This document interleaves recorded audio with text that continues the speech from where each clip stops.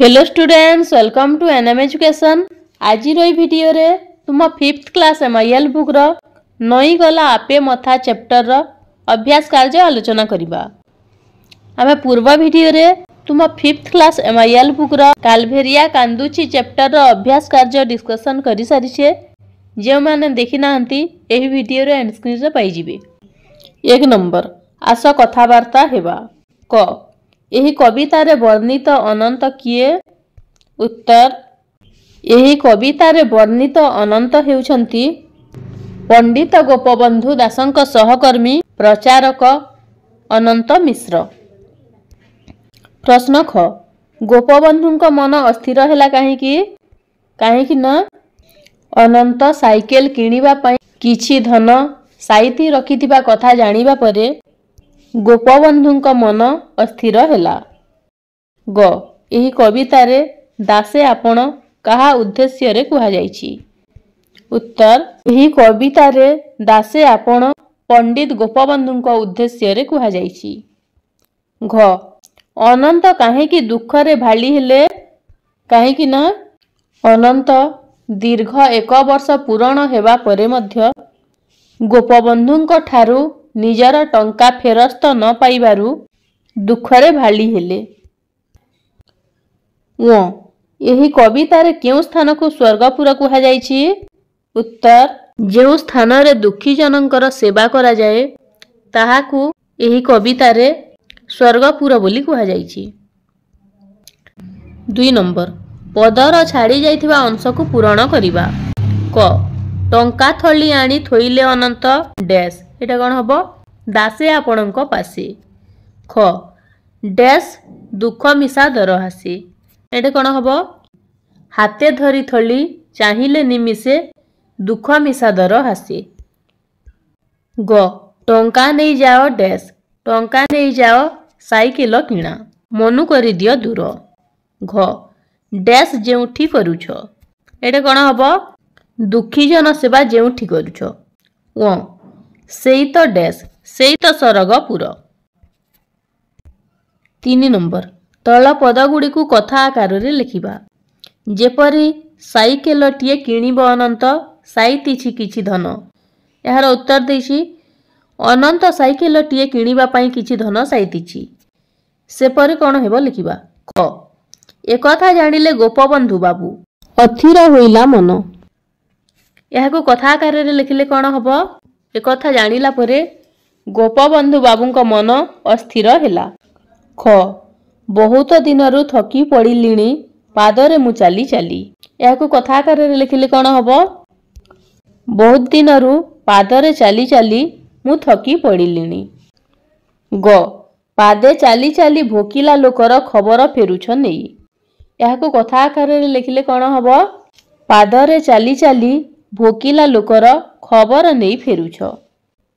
घ सरमरे सढ़ी बुझिले अनंत तांको मरमर कथा एटा कोन हबो? अनंत सरमरे सढ़ी गले एवं तांको मरमर कथा बुझिले। 4 नंबर जेपरी बरसर गद्य रूप वर्ष सेपरी एही कवितारे आउ केउ शब्द को गद्य रूप रे लिखि हेबो बाछि ताहार गद्य रूप लिखिबा। कोन हबो? बरसे वर्षे मुकुता मुक्ता बरसा वर्षा सरग स्वर्ग सरगपुर स्वर्गपुर मरम मर्म। 5 नंबर घर को घर एहाकू मध्य घर घर बोली लिखा जाई पारे। सेही परी एगुडी को कोन हेबो लिखिबो? वर्ष को वर्ष वर्ष वर्ष मास को मास मास मास गाँ को गाँ गाँ गाँ द्वार को द्वार द्वार द्वार जन को जन जन जन देश को देश देश देश। 6 नंबर दुईटी पाद को चरण जुगल कहिबा परी तले लेखाथिबा पद गुडी को कोन कुहा जाय लिखिबा। दुईटी चक्षु चक्षु जुगल दुईटी हस्त हस्त जुगल दुईटी मूर्ति मूर्ति जुगल दुईटी पक्षी पक्षी जुगल। 7 नंबर हास शब्द पूर्वरु दर लागी दर हास शब्द होईछि। सेपरि पूर्वरु दर लागिथिबा शब्द केतोटी लिखिबा। कौन हब दर पोड़ा, दर कंचा, दर सिझिला, दर पाचिला, दर खंडिया, दर पढ़ा, दर लेखा। 8 नंबर तल प्रश्न गुड़िकर उत्तर लिखिबा। क गोपबंधु अनंतंकु पाखकु डाकी कौन कहिले? उत्तर गोपबंधु अनंतकु पाखकु डाकी टंका कथा मन थिबार कहिले।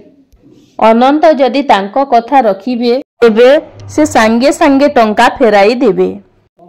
सेही कथाटी हेउछि अनंत साइकेल न किणी दुखी जनकर सेवा करिवे। ख अनंत केउ मानकर खबर संग्रह करुथिले?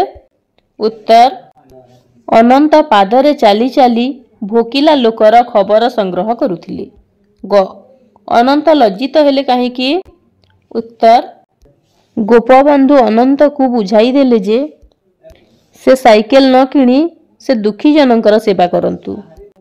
दुखी मानकर सुखिला ओठर हस मणिमुकुतार झलक ठारू अधिक उज्ज्वल।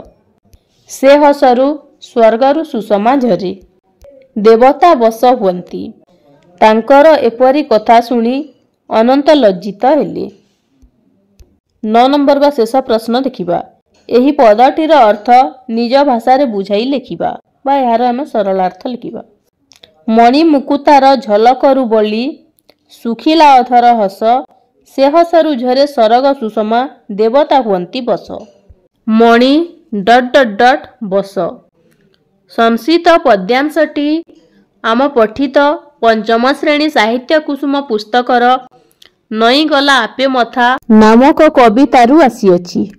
एही प्रसंगरे कवि श्री पट्टकृष्ण ओझा उत्कलमणि गोपबंधु तांको सहकर्मी अनंतंकु किभली महत परामर्श देइथिले ताहा वर्णना करिसंती। अनंत साइकेल न किणी पादरे चाली चाली पानी कादुअरे पसी दुखीर दुख दूर करंतु बोली गोपबंधु तांकु कहिसंती। कारण दुखी मनीष मानकर सुखिला ओठर हस मणिमुकुता ठारू अधिक उज्ज्वल। सेही हसरु स्वर्गर सुषमा झरी पड़े। ଏହା द्वारा देवता माने मध्य बसीभूत हुअंती। प्रसंगटी शिक्षामूलक। तो पिला माने अभ्यास कार्य एठी सरिला। जदि वीडियोटी भल लागि थाए ताहेले गोटिए लाइक करि दियो। धन्यवाद।